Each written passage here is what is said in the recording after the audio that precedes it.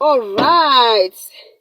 Hello again. So, yesterday on chapter 46 and 47, I still had so much more to say, and I think we can carry on today.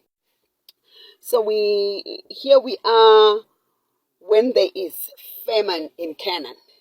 This is the heading of what I put. When there is famine in Canaan. So God has promised you that this is your place. It's been prophesied so many times that the children of Israel would go to a land called Canaan and stuff like that. So what do you do when you get to Canaan and then there's a drought in Canaan? So what I want to tell you is you must follow God's leading. When you get to a difficult time and you know you are exactly in the place where God has positioned you to be, don't be ousted out of your inheritance and of your place because of temporary hunger. There's a time that there's a famine that happens during the time of Abraham, but God says to him, "Yes, you can go and stay in this place," and he stays and.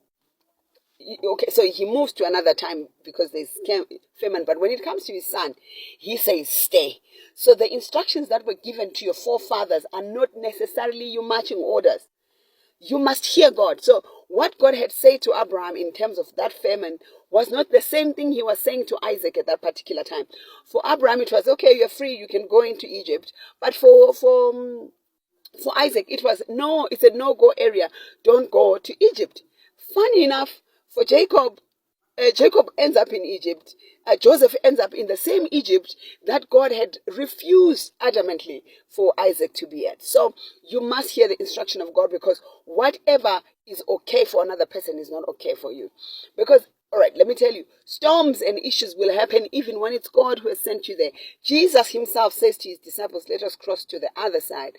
But they came across a storm. So don't give up too easy. When you're in your space and you're in your zone and you know you are in your place of calling, do not allow yourself to be pushed out of an inheritance because of famine, all right? So famine might cause you to move out of the very place where you're supposed to be. So stay put.